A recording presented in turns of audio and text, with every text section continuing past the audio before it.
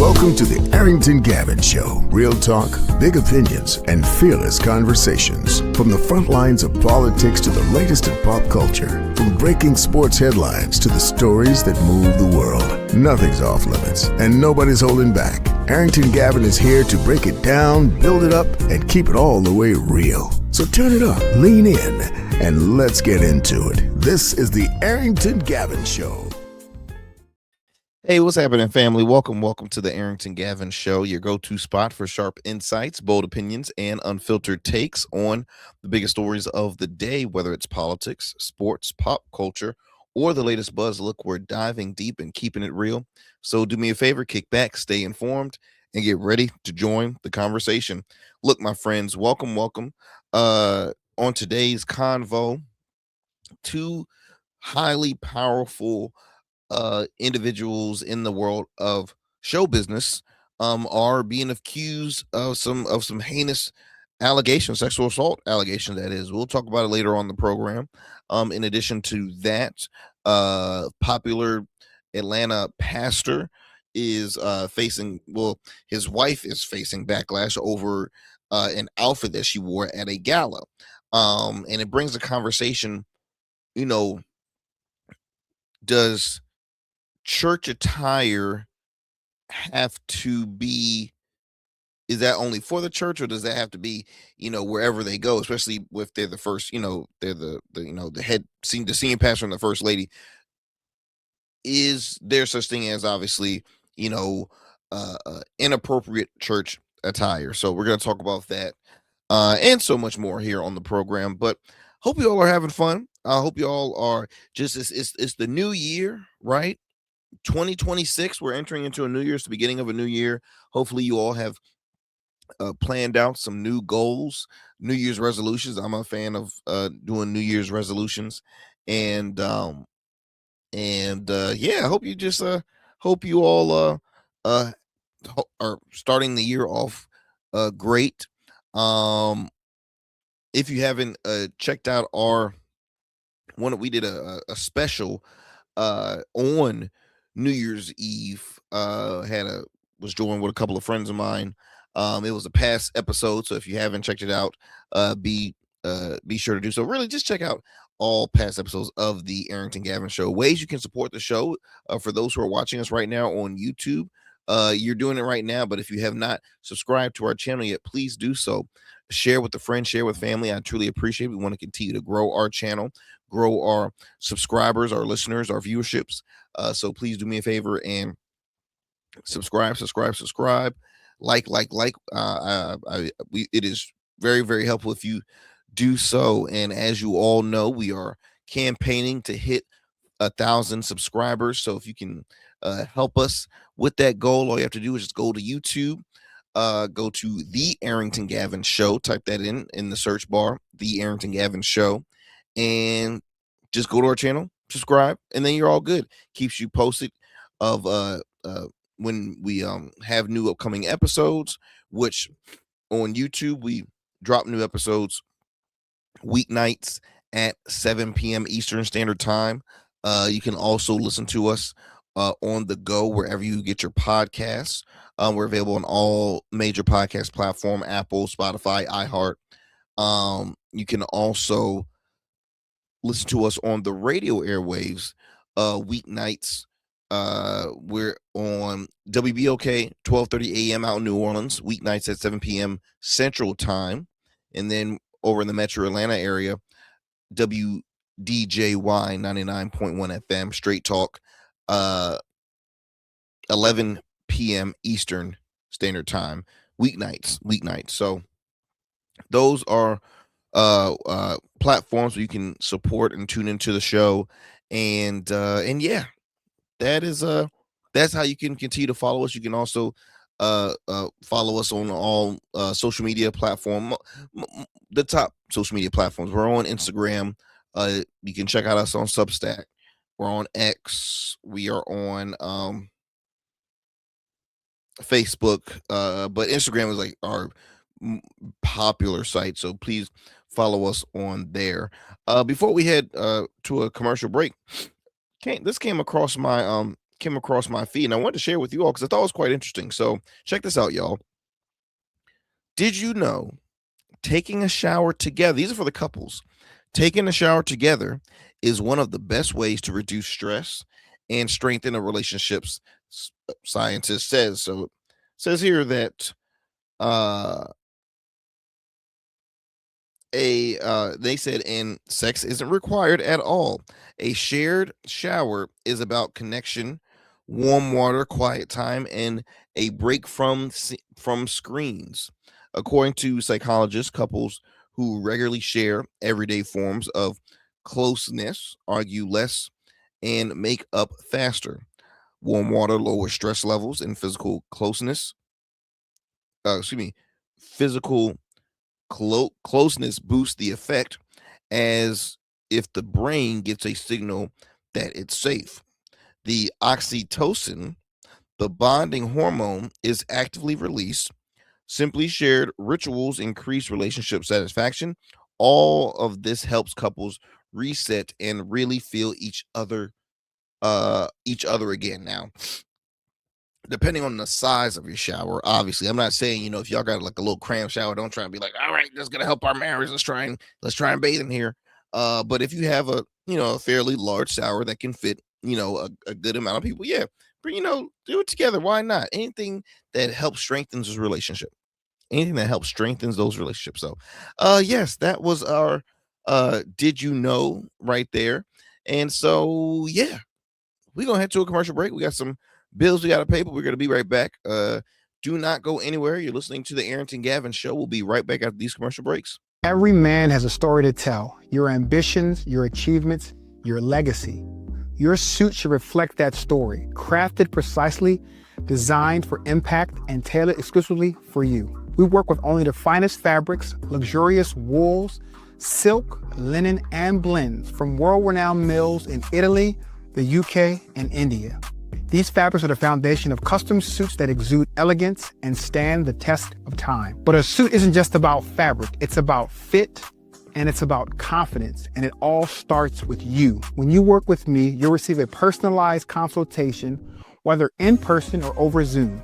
Together, we'll explore your vision and discuss your needs, and we're gonna bring your ideas to life. My journey as a designer includes apprenticing under New York-based designer Clavon Leonard, showcasing collections at New York Fashion Week, Algeria Fashion Week, and the prestigious Baltimore Met Gala. That experience is what we bring to every suit we create, from weddings to corporate events and everything in between. We specialize in crafting one-of-a-kind suits for life's most significant moments. Dapper Luke has been recognized as one of Baltimore's best menswear in 2023, and I was honored to be one of the 10 designers selected for the prestigious Baltimore Met Gala. With over 900 satisfied clients, we proudly serve Virginia Beach and Baltimore, bringing world-class designs to these incredible communities. We don't just make suits, we craft confidence. Your suit will fit your body, your style, and it will tell your story. Book your free online personal consultation today. Visit www.dapperluke.com. What's up, y'all? Welcome to And we still in traffic. Don't look familiar, do I? Not in this seat. Hey, what's that you listening to? Here to host today. Hey, turn it up. Yeah, this that new Gold Verse app. I got you. So y'all want to know where the goats are? They're off on the sidelines. Looking for fresh, relevant content wherever you go? What was the name of that he said? Introducing GoatVerse TV. GoatVerse, that's what it's called. The free streaming app that brings you the best podcasts, current events, and thought-provoking opinions all in one place. Download it now from the Apple Store or Play Store. In goats, we trust. Become a man of distinction with Rugged Evolution Beard Care. Order our scented beard oils and beard balms to help you maintain and grow the perfect beard. Order today. Try our men's care products like the full body exfoliating cleansing bars, body wash, smooth stash, and more. Log on to our website or download our app to place your orders. Rugged Evolution Beard Care. We're your luxury but affordable men's care line. And remember, rugged is the new smooth. All right, welcome back, y'all. What's happening? What's happening? Thank you for sticking with us. Let's get it going with our first story today. President Donald Trump is reclassifying marijuana, Mary Jane, What else do you know? That's only that reefer. So check this out. So recently, this actually occurred late last year in 2025, but Trump signs executive order reclassifying cannabis, opening door to broader weed access. Now, this is a long going thing happening in the US when it comes to uh lessening marijuana in regards to as a crime, because if you lower it as a drug, then that makes it a lesser crime for those, because when it comes to criminal reform, you have a lot of men, a lot of people, especially people of color, that are locked up on marijuana charges. And it's unfortunate, because if you go out and you see tons of cannabis businesses, or CBD, or THC, whatever, they're making they're making so much money off it. And you have folks like well, look at the state of Colorado. The state of Colorado is the most excuse me, the most lucrative state excuse me, the most lucrative state that profits off of marijuana. But let me play you the soundbite here from your President Donald Trump. Give me 1 second as I pull this up for you guys. Pleased to announce that I will be signing an executive order to reschedule marijuana from a Schedule 1 to a Schedule 3 controlled substance with legitimate medical uses. We have people begging for me to do this, people that are in great pain. For decades, this action has been requested by American patients suffering from extreme pain, incurable diseases, aggressive cancers, seizure disorders, neurological problems, and more, including numerous veterans with service-related injuries and older Americans who live with chronic medical problems that severely degrade their quality of life. And it's so really, I can't tell you, I think I probably have received more phone calls on this, on doing what we're doing. I don't think I received any calls on the other side of it, but hopefully this reclassification, which, by the way, polls at 82%, will help many of those patients live a far better life. Today, I'm pleased to announce that. Now, I would say this, because as I mentioned, I give credit where credit's due. This is a huge win for the Trump administration and for Donald Trump himself, because by him shifting the cannabis from a Schedule 1 to a Schedule 3, easing the research, right, banking and tax restrictions, and marking this really as one of the biggest, probably the biggest federal cannabis policy change in decades. So, give credit where credit's due on that. And a lot of people are going to remember him for doing this. And this will, it's the question, like, why now? I think he's trying to get all of his eggs in one basket and making all the right calls, because you're now entering to midterms. And right now, the Republican Party, it's not looking so good. Excuse me, I got like something in my throat. It's not looking so good, because their party is really not seeing eye to eye, right? The elites, the your key conservative voices in media are not, are butting heads.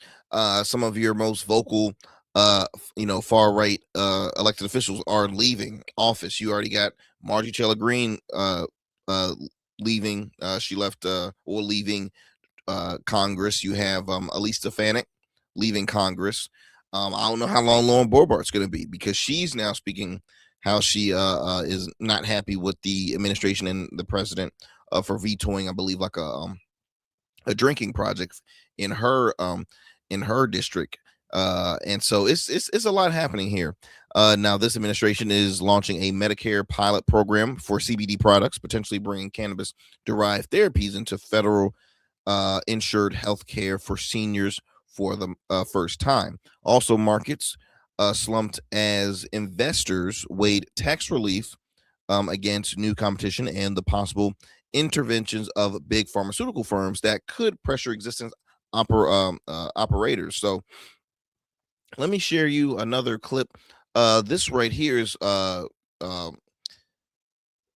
Mike Tyson, Hall of Fame boxer Mike Tyson, is talking with Chris Cuomo of News Nation about Mike Tyson gives his response about hearing the news that cannabis is getting reclassified. Now it's not saying it's fully not saying it's like just off the map, like it's fully legal, but it's continuing to ease off in selected well, really for the most part in most states, because this is coming from Washington. Some areas are more freely than other ones. I believe Oregon, I mentioned Colorado, California, DC and Virginia. It's more of the medical marijuana side, but and I could be wrong. Somebody could correct me on that one. I'm not sure about Louisiana, Georgia, Texas, other states like that. But let me share you with what Mike Tyson had to share, or what his response was after hearing the news that Trump was reclassifying this. From your lived experience, when people say, marijuana, man, it's stronger than ever, you should keep it where it is as a Schedule 1, what do you want them to know? That's not necessarily true, because cannabis is not necessarily strong. At this stage of cannabis, and the companies, they can give you whatever you need. Like if you want to feel sleepy, you want to feel hungry, you want to feel excited, you want to be scholastic, they got everything for you. What has it meant in your life? What do you know from your experience? Listen, it changed me totally. Listen, I used to be a totally full-blown alcoholic my whole entire fighting career, until I started. One day, I went to, what did I do? I went somewhere. I think I went to it was like a funeral, something we were having service for Tupac. And I smoked right there, because he always wanted me to smoke with him. And so I smoked at that ceremony we had, and I never stopped smoking, and my life has changed completely. It was good for my mind. I was absolutely crazy at one time, because I was drinking all the time. Since it was legal, it seemed like it's not a problem. It was acceptable. But I was a mess back then. Since I started smoking, I'm who I am. I've become very successful. And I also had anxiety, too, that was driving me crazy. And the marijuana helped. Well, you saw my act. I did. When I was younger. Yeah, marijuana is a total game changer. Woo. Let me tell you something quick. It changed my life. No, let me stop. I ain't trying to get on Mike Tyson's bad side. That man can still whip ass if he needs to. So let me not. But no, I know that was kind of hard to understand what he was what Tyson was explaining, but we all could, to paraphrase what he was saying is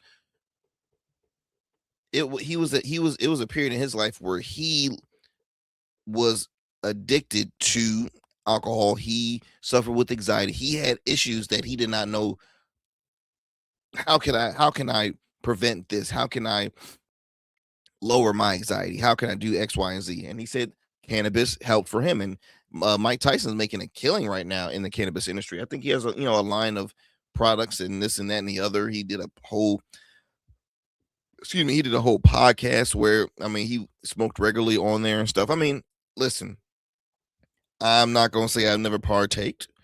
I've never had any issues with it whatsoever. Now, I've taken gummies before, and that's helped with my sleeping, because I'm an individual who I don't go to sleep. My sleep strategy is trash. And so I need, hopefully in 2026, I sleep a lot better, and I do better on, going to bed at an earlier time and so on. But I hear all great things about marijuana. I never, I speak with experts. I speak with cannabis nurses and doctors and growers. And I speak with them all. And then of course you hear from the group that says, oh, it's so bad because, cannabis will lead to, it will lead to higher drugs and this and that and the other. And I look at it like this, y'all. People can find an addiction in anything. Anything. People can find addictions to stuff that's been legal for years, okay? Food, tobacco, alcohol, pharmaceutical, like medical, what am I trying to say?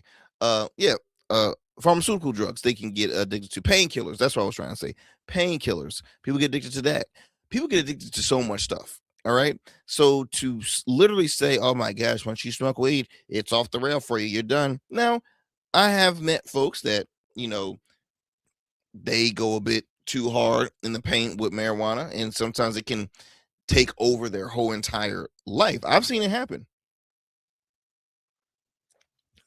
But like I've said, I've also seen it happen too with alcohol. I've seen it happen with with food. So folks, once again, to end this. Well, let me read you a little bit of this, and then I'll move on to our next thing. But it says here, the order once finalized by the Drug Enforcement Administration moves cannabis out of the Schedule 1 classification, the most restrictive category under the Controlled Substance Act, alongside heroin and LSD. So for the longest, marijuana was compared to heroin and LSD. Now, have you heard any medical doctor say heroin can be a benefit in the world of medicine? Have you ever heard folks say LSD can be beneficial in the world of medicine? No. Marijuana, it's like the peanut. When we always, we talk about, Black history moments a lot here on the show, and like, George Washington Carver was known for inventing so much stuff with the peanut, right? And so, like, cannabis is not just something that you smoke. It can be formed into meals. It can be formed into gummies. It can be formed into liquid. It can be formed into creams and everything. It could be used for so much other stuff. I mean, anxiety. Those those of a certain age goes to cannabis and says, look, I might have a little, I'll consume cannabis, and it makes me feel like I'm 12 again. And it's all natural. It's grown from earth. People don't want to have to rely on medication that's created in factories from scientists. Because at the end of the day, we all know there is such thing as pharmaceutical greed, right? You have these companies that they just shell out so much crap, and they want to make money off of them without properly doing the research. Look, I have always been an advocate for pro choice and everything, but I'm also a person that, look, I listen to what my doctor says. I've taken medications from pharmaceutical companies. It's helped my body. I believed in it and keep it moving. But just again, leaving or ending this convo, good job for the Trump administration on this. I think a lot of folks will really remember this during the midterms. This is a win for the Republican Party. It's a win for the administration. Let's see how they can capitalize on this win. All right, so let's go ahead and digress from this and move it on to our next story. This is a big deal here, y'all. I titled this segment as accusing the elites. Accusing the elites, because there's more than one elite in this. The first person I'm going to share with you all is Will Smith, Oscar-winning actor, Grammy-winning rapper. Will Smith. Recently, now these are all allegations, but let me go ahead and bring this up for you all. So this was just, here we go. So recently, Will Smith is reportedly being sued by a former tour violinist for sexual harassment and retaliation after reporting a hotel room intrusion. Accuses Will of grooming him and making an unusually intimate comment. Says that he was fired after reporting that a note, discharge paperwork, and a bottle of HIV medication with someone else's name on it were left in his room. Now, let me go ahead and give you the full article here. It's reported by Variety. Says here that the musician's name is Brian King Joseph, names Smith and Treyball Studios management of defendants and accuses Smith of predatory behavior and deliberately grooming, and basically what I read with you earlier today. And this all he's saying had occurred while on his Based on True Story 2025 tour this past spring. Wow.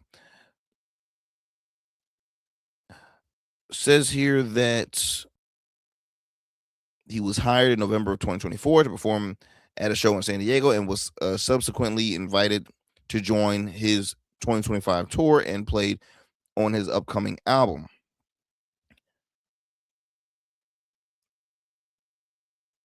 Joseph, who previously competed on America's Got Talent, joined the first leg of Smith's tour in March of 2025 for his show in Las Vegas, where hotel rooms had been booked for the band and crew members. His suit claims that his bag, which contained his hotel room key, went missing for several hours before management found and returned it to him, and the members of management were the only individuals with access to the room. Now, later that night, Joseph said he found out someone had unlawfully entered the room and left behind belongings, including wipes, a bottle of, I mentioned the HIV medication, and others' individuals' names in a note that read, "Brian, I'll be back no later than 5:30. Just us." Stone F, which Joseph interpreted as a warning that an unknown individual would soon return to his room to engage in sexual acts with him.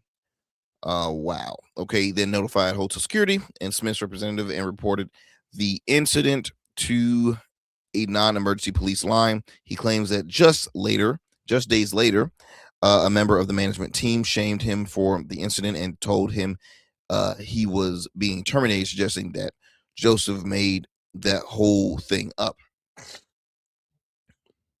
Now, Representative Smith did not immediately respond to Variety's request for comment. Now, the suit claims that due to the termination, Joseph suffered from PTSD and economic loss. He is suing for retaliation, wrongful termination, and sexual harassment, and that damage is being determined by a jury. Now, y'all, this is always going to be, we're only hearing just one side. These are allegations.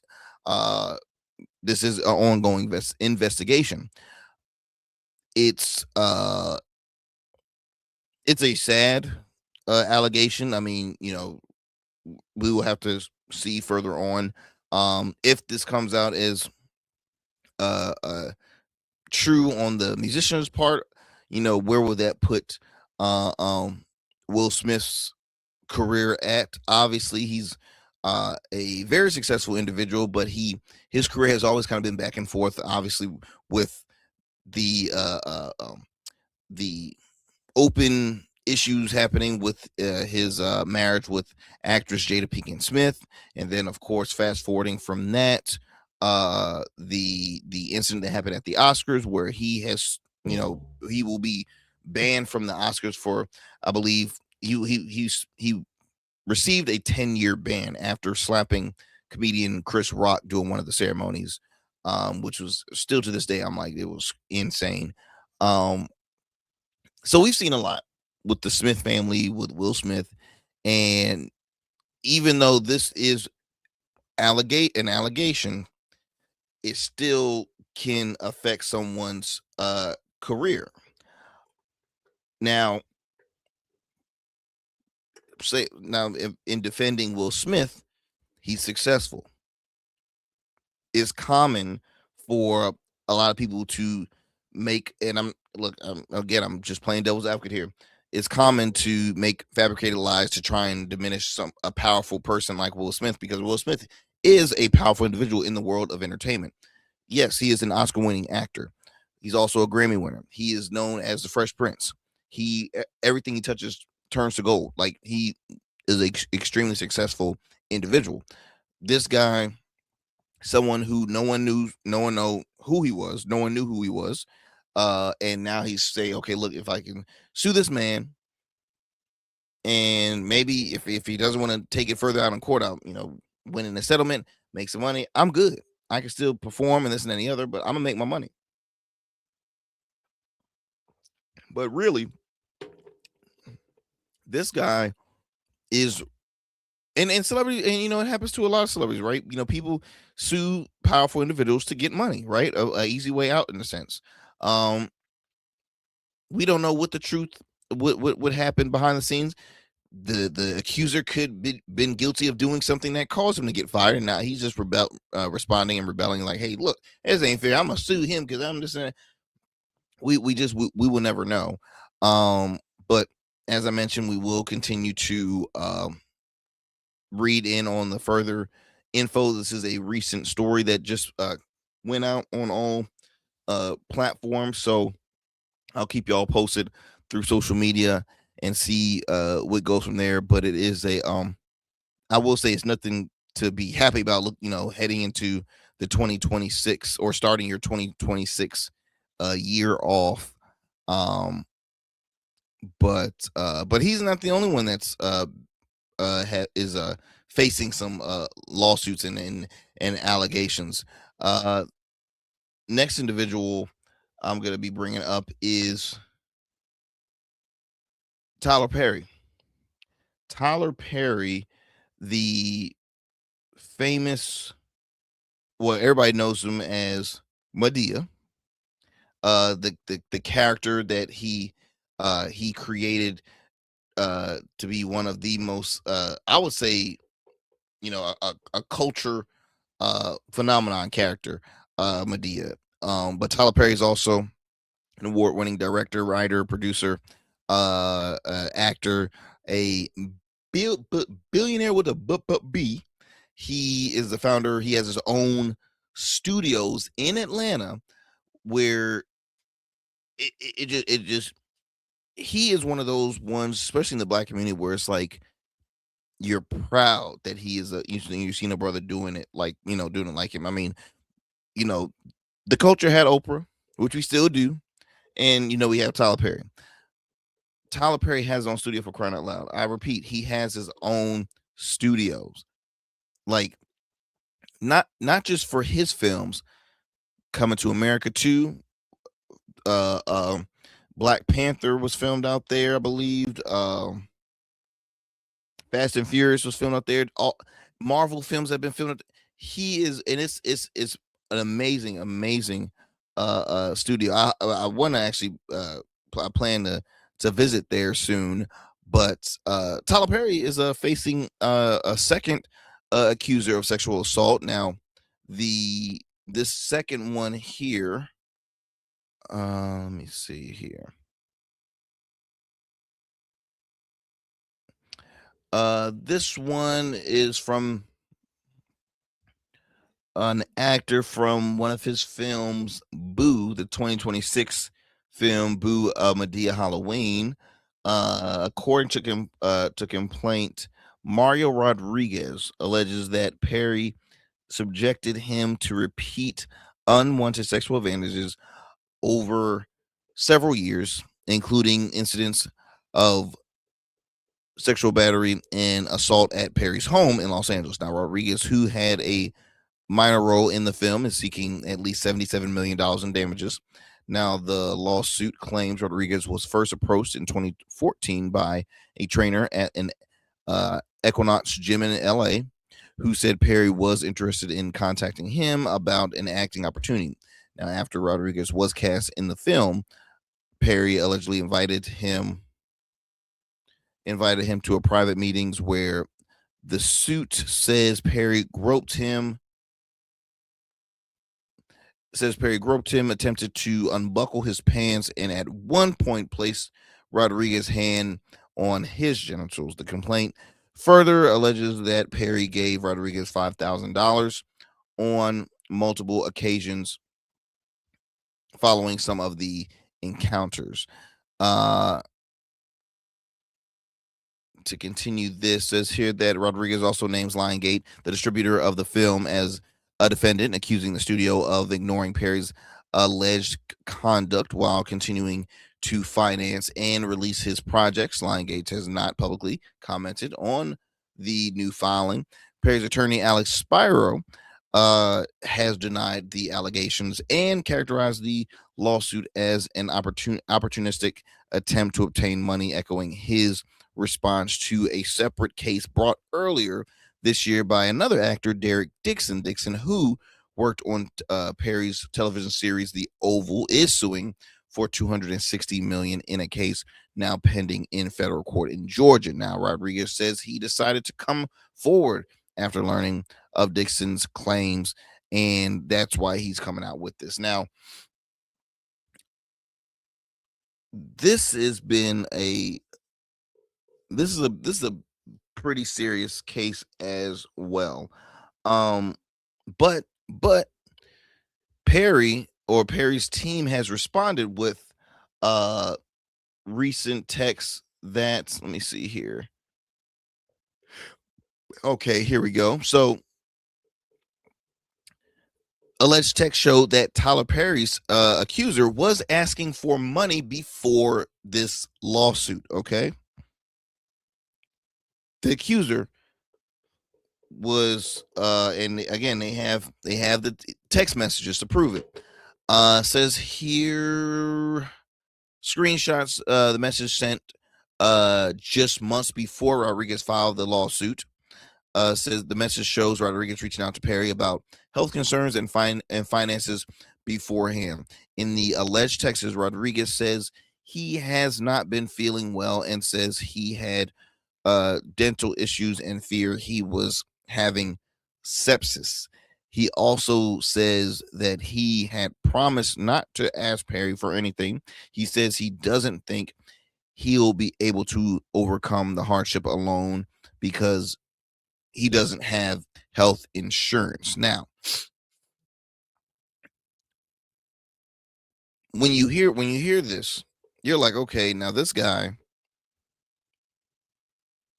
could he be in it for the bank? Could he be in it for the bag? Could be. Look, there's a clip that the gentleman put up, the accuser, Rodriguez, and this is from actually his social media. Pulled up this video to share with you all. It's about like 2.5 minutes. He gives you his spiel, reason why he's putting out this lawsuit. Let me just play you a little bit of this clip. Hello, everyone. Just checking in with you guys about the news that I mentioned a couple days ago. I wanted to talk to you guys a little bit about sexual assault and harassment and why the people stay silent. For a long time, guys, I didn't want to say anything, and I wanted to tell you guys why I didn't want to say anything. But when it happened to me, I felt ashamed. I was scared because of the judgment and the questions that people were going to start asking, almost like they were going to blame me for just being there. Well, I felt all of that, guys, when a very big director, a very seriously powerful person that everybody knows, invited me over to his house to talk about roles and upcoming things that he was writing. I was telling myself, like, man, like all of my dreams are coming true right now. Like my opportunities at my front door right now. So much excitement going through my body. And then, guys, it happens. You know, my boundaries were crossed. you feel like this person feels like they got power over you because of the situation and the opportunity that presented itself in front of you. And then and how fear can somewhat keep you quiet and keep you silent. Well, I stayed quiet for much too long. And I just want to say I'm really sorry, man, because if I would have spoken up sooner, I could have saved somebody that this probably happened to after me. I just want to say sorry for that, whoever that may be. It could have stopped with me if I would have said something. But I do apologize, and I'm speaking up now and getting it out there and talking about it, most importantly, then so be it. And I just want to apologize once again, guys, because I'm sorry I can't really talk about. So let me come out of this. So that was the accuser, the actor, the gentleman accusing or suing Tyler Perry. First and foremost, again, these are all allegations. I don't know who's telling the truth. I don't know who's lying. I don't know. I will say this: sexual assault is a horrific thing that exists in our society. It's extremely unfortunate for those who have, been victims. It is truly, truly disheartening that y'all were victim of those incidents, and all we can do is just continue to pray for those, and for those who spoken out about being a victim. We champion you all, because it takes guts to speak about an event that that you've gone through, and it can help those who have stayed silent. So what I'm now watching this again, I don't know how I personally don't know how it feels to be an assault victim.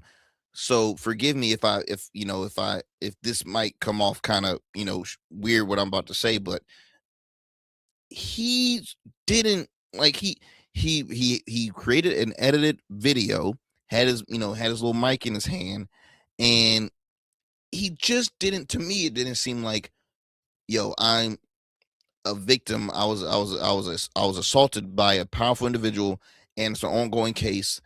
Like, what was his intentions with this video? You know what I mean? Like, sometimes we've seen it with the people who accuse Cosby or the Epstein victims.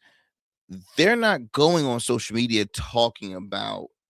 Now I get it. I mean, his message could help somebody who is a victim that is staying silent.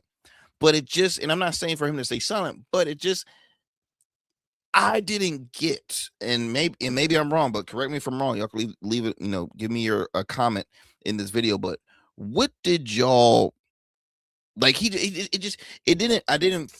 I wasn't feeling victim from that video. I wasn't. And please forgive me if that sounds a bit harsh, but I'm just, and I'm no expert of saying, well, how do you know? Because everybody has a different response to trauma. Being that he was a social media guy before he became an actor, maybe that's his comfort zone. He likes to share all of his personal stuff on social media, but it was just interesting, and it was just, that's all I'll leave it with that. But again, these are ongoing. This is an ongoing case. We will continue to follow up with it here on the show and keep y'all posted about it. What we're gonna do, we're gonna take a quick break. We're gonna come back with more here on the show, so do not go anywhere. We'll be right back after these commercial breaks. Just like a winning team evolves throughout the season, so does your beard. I'm Arrington Gavin, proud CEO of Rugged Evolution Beard Care. With our premium oils, balms, and grooming tools, it's everything you need to level up your beard game. Whether you're a seasoned pro or a rookie, Rugged Evolution is the new smooth. Order now and dominate the beard game like never before. Rugged Evolution Beard Care, because every beard deserves to be legendary. Let me tell you something most people get wrong about suits. A suit isn't just about you wearing it. It's how you show the world who you are. It's your handshake before you say a word, your presence when you step into any room. That's why we design statements at Dapper Luke. We don't just make suits. We'll start with the fabrics that tell your story, luxurious wools, silk, linen, and blends sourced from the finest mills in Italy, the UK, and India. Then we'll combine that with your vision, your personality, and your style. Every detail is tailored to you, from the fit to the finish. Whether for your wedding, a gala, the boardroom, we specialize in creating custom suits that are unique, just like the men who wear them. We spent years perfecting this craft, apprenticing under designers in New York and showcasing collections in New York and for Baltimore Fashion Week. None of that matters as much as seeing the look on your face when you try on your custom suit. Over 900 clients have already trusted us to deliver the best custom suits. They trust me to deliver the confidence. We proudly serve Virginia Beach and Baltimore and would be honored to bring your vision to life next. Let's create something unforgettable. Book your free consultation today at www.dapperluke.com. All right, my friends, welcome back. Welcome back to the show. So let me go ahead on and bring you this story here, which I thought was quite funny, but it brings a good discussion now. So, senior pastor of, I believe it's New Birth Baptist out in Georgia, Jamal Bryant, also a civil rights activist. He's one of the folks who put together the whole Target boycott.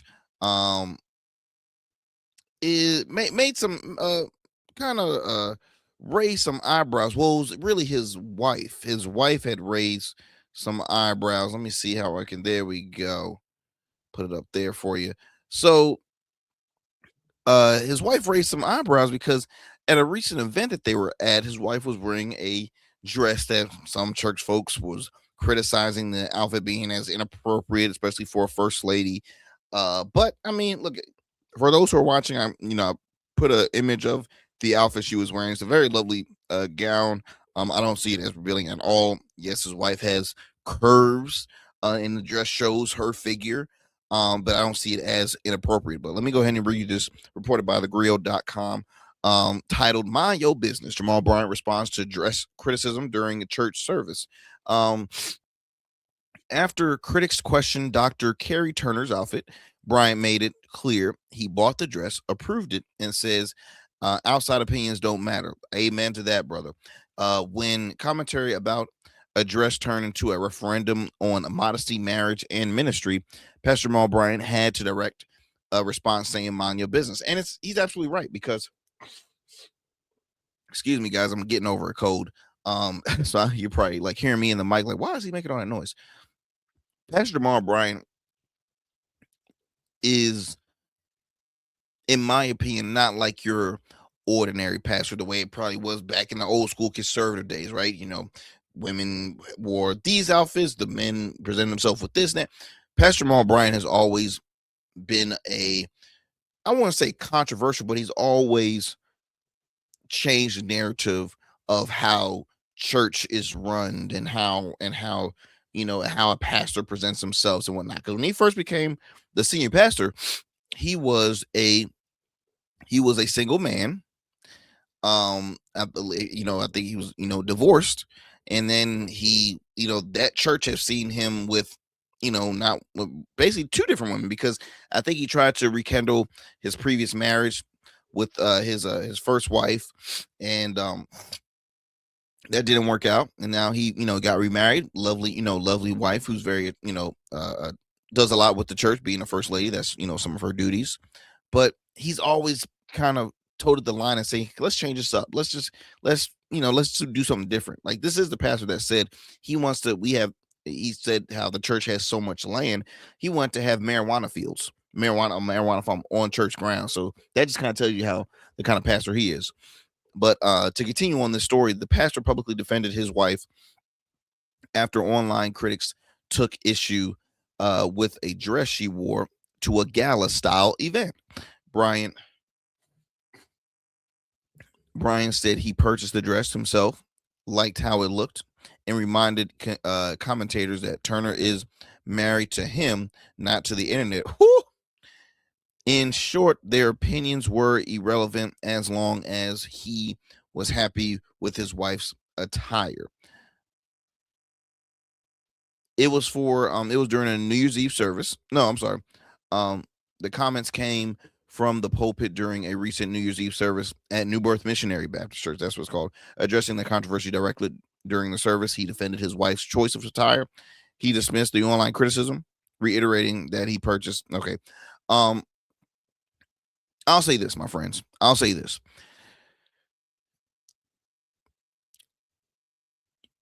Pastors, first lady, folks that are affiliated with the church, or especially pastors, I'll just say that pastors have a life outside the church. Yes. Everywhere we walk, we are a walking temple, right? We represent Christ wherever we go. But to judge somebody saying, oh, she's wearing, her attire is very inappropriate, especially not for first lady. Who are you? Where's the rule book for that? Who are you to tell somebody what to wear or what not to wear outside of the church? These are grown folks. It's not an inappropriate outfit at all. It's a beautiful gown. Diana Ross wearing something like that. Mariah Carey wearing something like that. I'm bringing up these folks because these are, and they're not ministers, but I'm just saying that is an elegant dress. Okay. So folks rather worry about what the lady is wearing. How about you worry about your own life and worry about your own issues? See, that's what I think the pastor was saying. He said, mind your business. He's like, I bought it for my wife. She looked great in it. She approved. I approved. Keep it moving. But one thing, y'all, you're going to get your biggest critics in the church. Okay. I know. Trust me. I know. I've been, I'm a man of faith. I've gone to private Christian schools from really from elementary all the way up almost to college. And I work with, conservative folks from the church. And they're very old school. They're like, hey, look, the men is the head, the ladies are this, that, like it's interesting. It's very interesting. But you always gonna get your, you're gonna get your, you're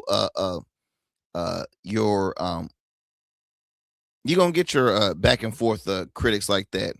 And they're saying the gown with a nude color lining. It ain't showing her. It was not showing any skin whatsoever. Yeah. That like I said, y'all, they were tripping on that. But once again, what else is new? They need to worry about other issues rather than what somebody else is wearing. Let me look at the time here. Yeah, but I guess again, to end this convo is, in your mind, what's inappropriate church attire? Or should first ladies, should pastors, should they keep their, should they be allowed to live a life as just a human being, or they have to live a life 24/7 as a pastor or as a first lady? Or can they have fun? Can they have a little fun outside the church? I mean, just curious. Let me go ahead on and last story, because I'm looking at my time here. Dame Dash, the former, I won't say former, but famous music producer, former founder of what, Rockefeller, was it Rockefeller Records? I think it was. I can't remember. I think so. I don't know too much about Dame, but anyway, Dame has been, what I do know is that Dame has had some heartache ish going on in his life financially for the longest. Okay, for the longest. And recently he had just probably had one of the most hardest financial issues that occurred for him. Dame Dash sells his entire film company in an auction for, check this out, y'all, $100 after seeking to cover a $1 million debt. Now, the former Rockefeller co-founder falls on the hard times once again, selling his entire film company for only $100. I didn't know he had a film company, so that's new news for me.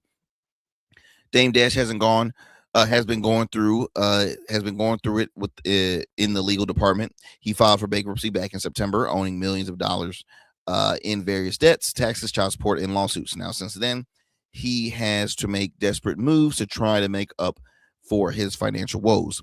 For instance, he sold his Rockefeller and has transparently attempted to sue anyone and everyone during anything to clear his money problems.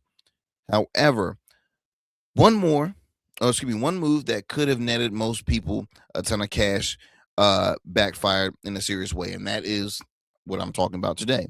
Dame Dash held an auction for Poppington LLC. The production company holds all of his film catalog, including the most well-known work, Honor Up.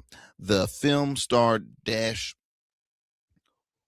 Stacey Dash and Cameron. However, the plan completely backfires. One person appeared at the auction, and they bought the company for a measly $100.50. I wish I was there so I could own me a film company. I'm just saying, if it was for $100.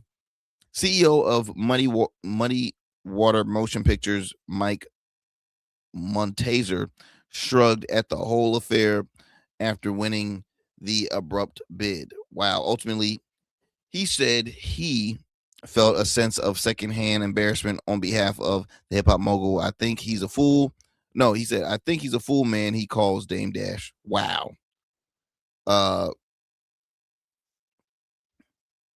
Immediately, Montazer said that this was his way of getting back at Dash for past issues. Everybody got past issues with Dash, and I'm gonna continue to let me see. I'm still doing good with time. I got maybe like 60 seconds left. Apparently, the former Rockefeller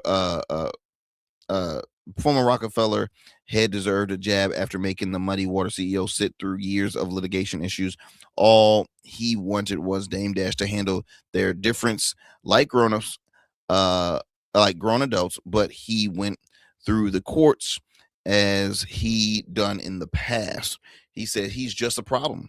He has an ego. I think he's just bitter from where he was to where he is, and he blames everybody else and doesn't look at himself in the mirror for him being on a big stage with guys like Jay-Z, Ye. That's what the gentleman said. Why are your peers doing good, being constructive, and you're just playing games with others? So many folks have trolled him, like yours truly, 50 Cent. I'll share a little bit more about this. It's so funny, y'all. This whole entire show, my ears have been so stopped up. So it's like I'm trying to hear myself talk as well as hear some other things in the ear. Recently, Dame Dash was on the Breakfast Club, and he and Charlamagne went back and forth. I mean, it was embarrassing really for Dame Dash, and a lot of folks, I mean, they probably are right. Like, he has an ego problem, and he talks like it too. Like, when the conversation, look it up, him on the Breakfast Club, and Dame was just really being a jerk in my opinion. But we'll talk a little more about it on the next show, y'all. Look, we are in the new year 2026. So much stuff happening, so much great stories, great interviews I have lined up for you. So continue to tune into the Arrington Gavin Show. Peace and blessings, y'all. Take care. God bless. Talk to y'all soon for another great.